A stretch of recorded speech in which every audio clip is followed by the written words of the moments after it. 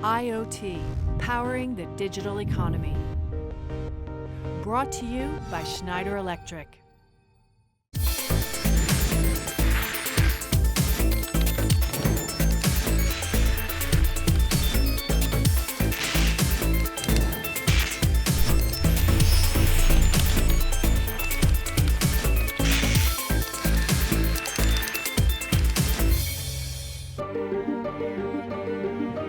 Agriculture is the oldest industry on earth, and since its beginning, it has always been a risky enterprise, prey to weather, narrow profits, and uncertain markets. But farmers today are having to face some of the biggest challenges in the sector's history. As global population grows, so does the need for more and more food from fewer acres. Competition for land and water, labour shortages, climate change and increasing environmental regulation add to an already challenging agenda. In the past, mechanization proved the key to farming progress, but food producers are now turning not only to digital, but a whole host of innovative technologies to reduce costs and increase efficiencies in this often volatile marketplace. The use of digital technology in agriculture, also known as agri-tech, is booming. In 2017, investors ploughed almost $700 million into agri-tech companies, more than double the previous year. But by 2050, it's estimated that the number of mouths to feed around the world will reach over 9.5 billion. So levels of investment will still need to rise for farming to meet future demand. In this program, I'll be finding out how cutting-edge technology is transforming traditional farming methods and ushering in a new era of food production. I'll be meeting disruptors and adapters and finding out how digital innovation can increase efficiencies, help manage our livestock, and bring fresher, more sustainable food to our tables. And we'll also hear from experts in agri-tech about future developments in the sector.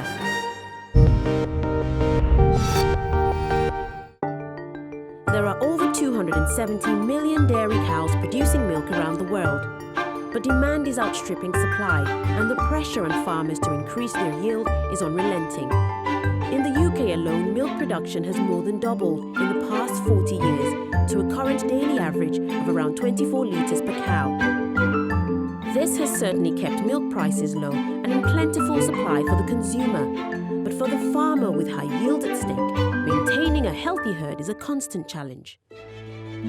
I've come to Fife in Scotland to see how one company is using cloud-based technology to set the standard in assessing the well-being of livestock. Douglas Armstrong is CEO of ICE Robotics, a company that specializes in using sensors to detect movement in farm animals.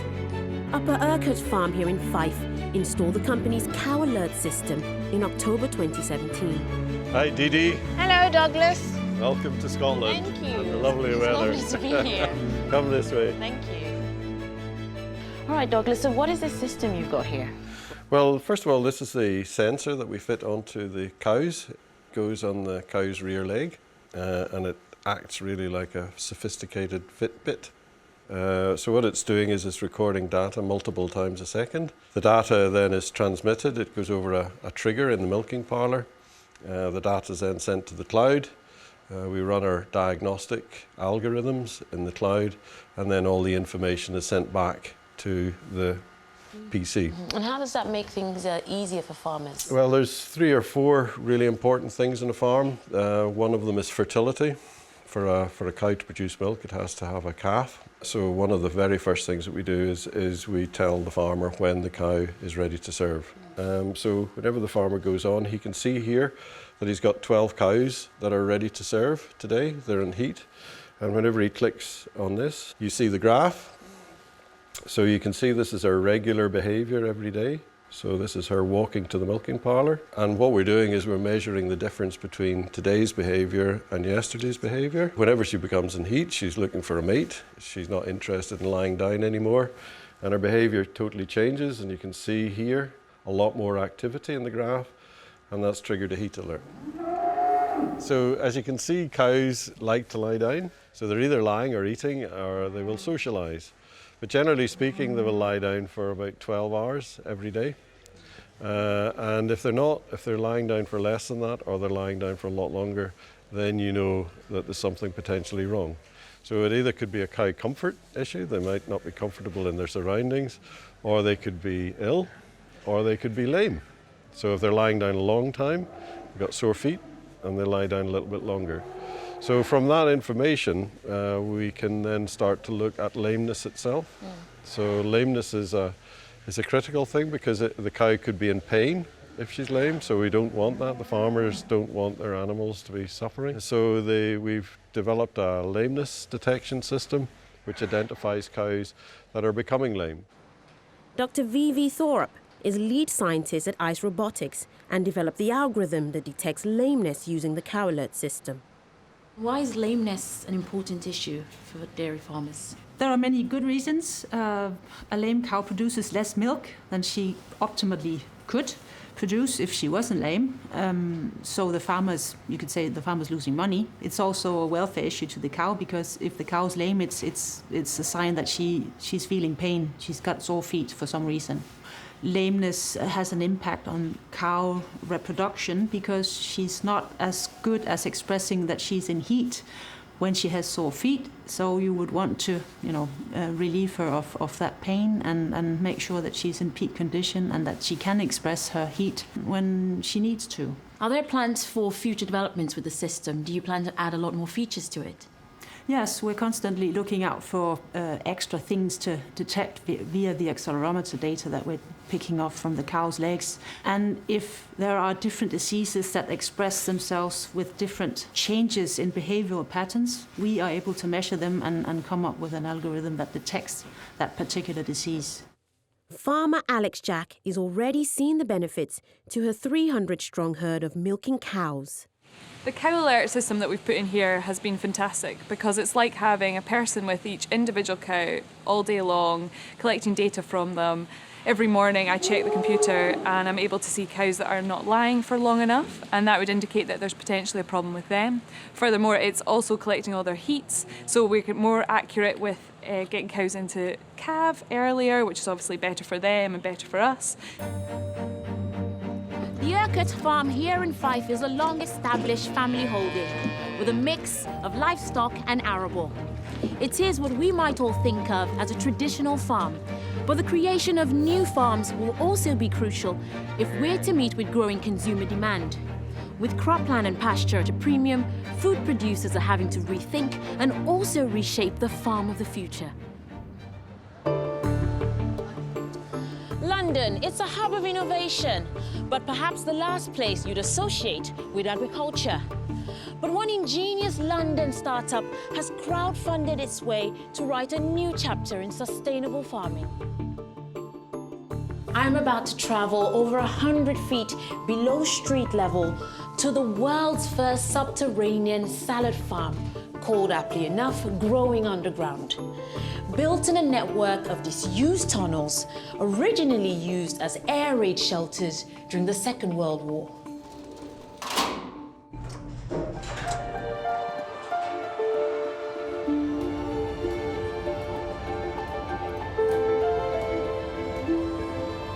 These long-abandoned passageways have been transformed into a state-of-the-art subterranean garden. Co-founder and CEO Stephen Dring has a long-held passion for sustainable farming. Would you like to try a little bit of fennel? Oh yes, please. Here we go. It's got that real kind of intense aniseed flavour, lots of sweetness to it as well. Chefs like it because they use it in desserts as well as kind of salads. So Very nice, but how do you manage to grow all of this here? So simple technology, just using LEDs and hydroponics. So LED lighting that's now kind of advanced enough to replicate the spectrum that we get from the sun. And then it's just simple hydroponics where we just flood the root system with water and nutrients. And then that floods these benches and then that ebbs back to the tanks below us. And then we recirculate the water from there. Fantastic. We've got a variety of different products. So we've got some baby leaf products and then we've got some herbs and microherbs as well. So we grow about 10, 15 different microherbs, and it's just normal herbs but grown to a small level with real intense flavours in them.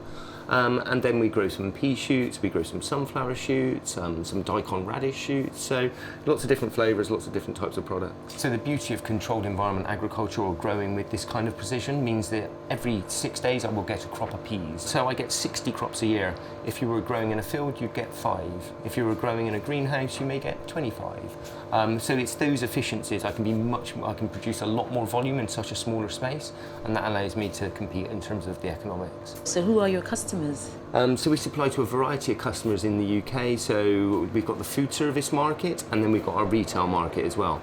Our food service market are restaurants and contract caterers and hotel groups, and then the retailers are Marks and Spencer's, Ocado, Waitrose, so all the major retailers in the UK. Let's then focus on the consumer. How does all of this benefit the consumer?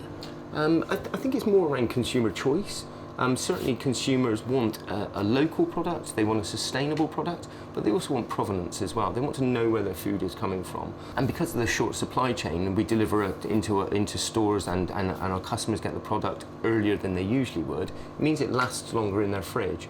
So hopefully it means that they'll eat that product and then we don't have food waste as well. So there's a lot of benefits along the way why customers choose our product, but I think the starting point is some really good flavours and really punchy flavours in there, which they enjoy. I want to know more about the technology that comes with all of this. How does it all work? Throughout the whole of the farm we have sensors placed in lots of strategic places throughout the farm. That captures data in terms of air velocity, temperature, it also captures pH levels in the water, EC levels. So we're capturing all of these different elements around the environment, and then in real time we're adjusting that to give the plants exactly what they want all of the time. So it's just giving the plants an optimum environment to grow at every second of every day. And managing all of that data must be challenging. Yes, all of those sensors go back to a lot cleverer people than me at Cambridge University. They crunch all the numbers and all the data, and then we're constantly adjusting the systems with those guys to make sure that we've got the optimum environment for growing. So it's just using that bit of traditional kind of agriculture and then linking it in with the sensors and then Cambridge to be able to analyse the data with us. Precision urban farming is one answer to the challenges food producers face today.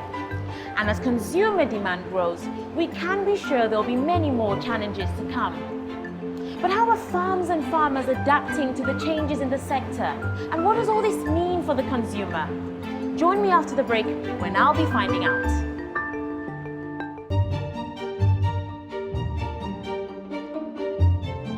Digital farming is changing the face of the agriculture sector and transforming productivity with radical new tools and working methods.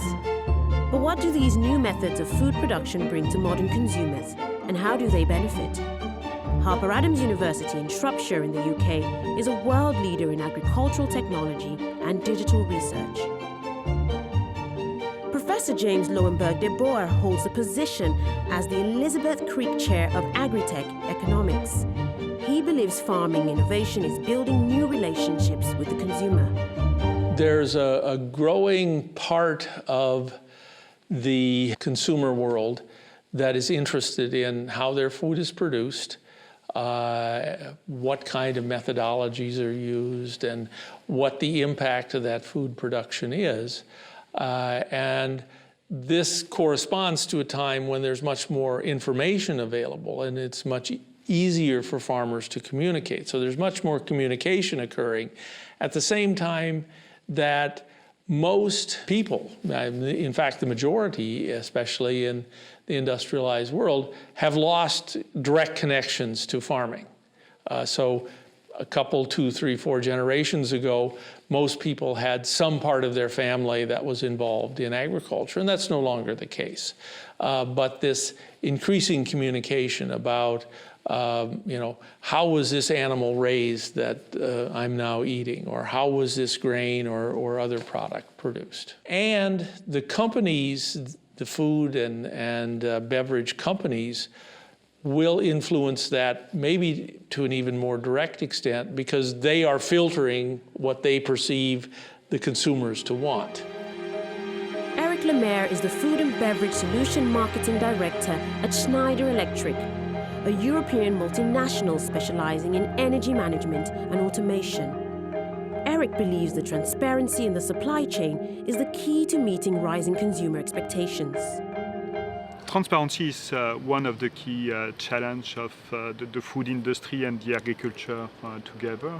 We all want to know where the food has been produced, how it has been produced, and how it has been transformed and transported. So there is a lot of work being done at the present time in this direction. We see many initiatives to have a complete tracking of the product from the farm to the distribution point.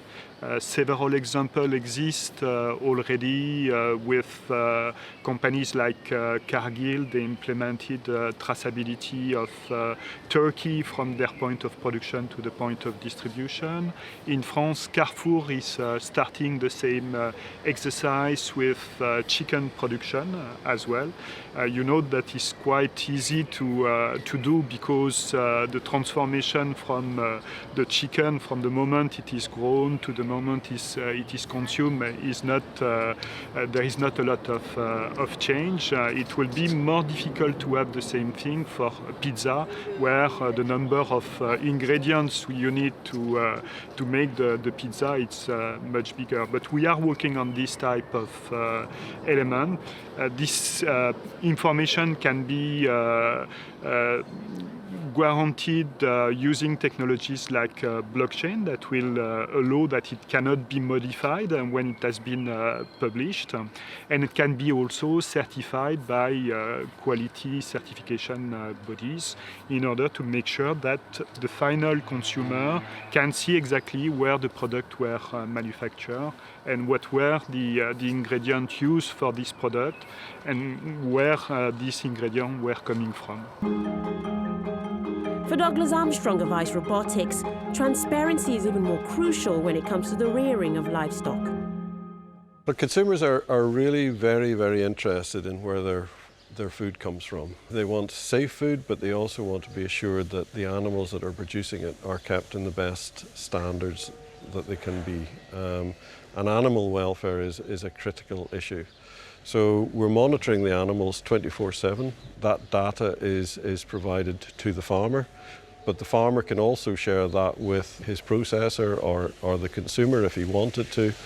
So the consumer gets complete transparency as to what's going on in the farm. And that's really, really important as we go forward, because people want to be sure that the animals are well kept. But so do farmers. Farmers historically have always and traditionally looked after their farm animals. So it's not a contradiction, but this just provides a method by which they can validate that to a consumer. I think the benefit for the consumer is knowing that the welfare of these cows is of utmost. We're doing everything we possibly can to make sure that they are safe and have enough to eat, that they're comfortable, that they're not lame. All these things for the consumer is really important. Plus, we're producing more milk because their welfare is higher, which then means that the milk will be cheaper for the consumer because it's obviously expensive now for food, and we're trying to continue to drive that. New digital innovations are helping farmers flourish in the face of increasing global demand. But in a sector full of so many developments and opportunities, what does the future hold? After the break, I'll be talking to experts about the cutting edge of agri-tech and finding out what to expect from the farming of tomorrow.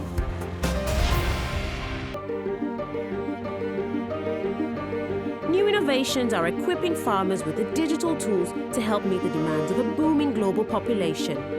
But just how fertile is the future of farming, and what challenges to the sector lie ahead? The biggest challenges facing the rollout of agri-tech include the difficulty in finding employees with the right skills that are interested in working in agriculture. Young people want to go to the city. They want a different lifestyle. They see the urban life as giving them more opportunity. So even in places like Bangladesh, which has to be one of the most crowded places in the world, it's hard to find agricultural labor. A longer term challenge is how the sector will adapt to the kinds of technologies that are now coming on board. So key example is GPS guidance changes the economies of scale in agriculture. So with GPS guidance and even more with autonomous equipment, the size and shape of the field becomes less and less relevant. That will change where farming is done and how it's done. In the US, for instance, this will mean probably agriculture will move east into places like Pennsylvania and New York, where they have many small fields with good soils, with good rainfall, close to markets, but which have not been farmable with conventional mechanized equipment. In Europe, including the UK, this means that the economic disadvantage of European agriculture with many small fields and so on will be much less than it has been for the last 30 or 40 years. So they will be more competitive than they have been in the past. But adapting to those changes is not easy. And are there any challenges that you can foresee for the industry in the future, and how will technology help to make things easier? Well, there's several big challenges. The consumer wants produce that is as low cost as possible. The climate is changing dramatically around the world. So farmers are facing low product prices, and they're facing an ever-increasing difficulty in the environment. So technologies like this help greatly in combating both of those things. They're trying to help the farmer become more efficient.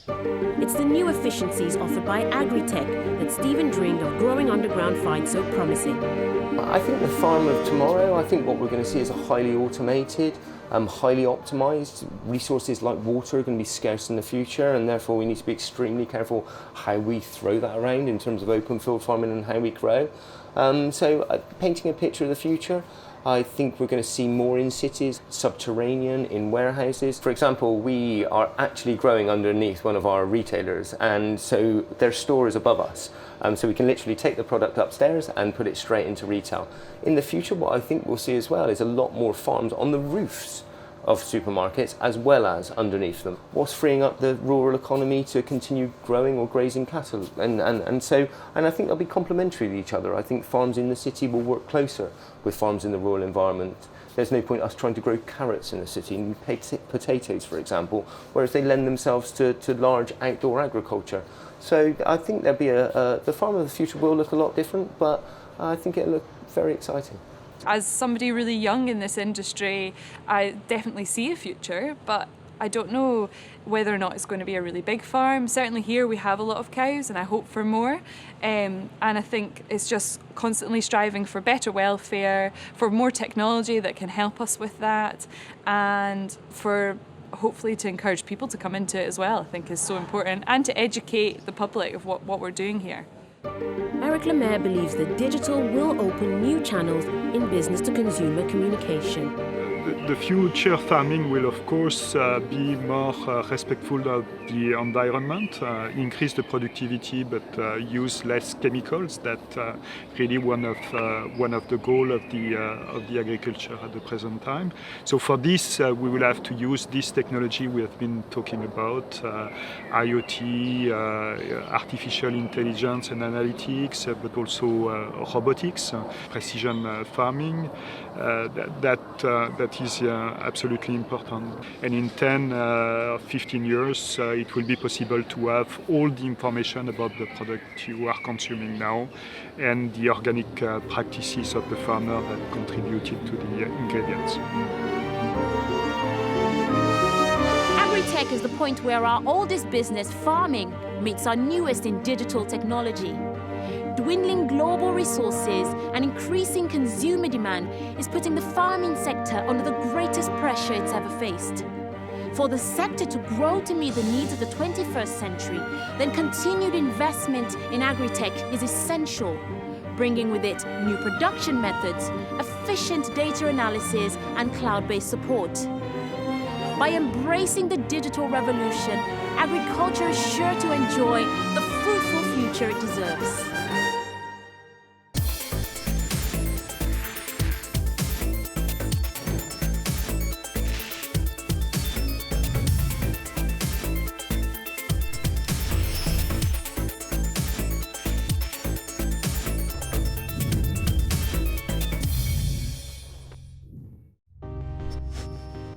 IoT, powering the digital economy. Brought to you by Schneider Electric.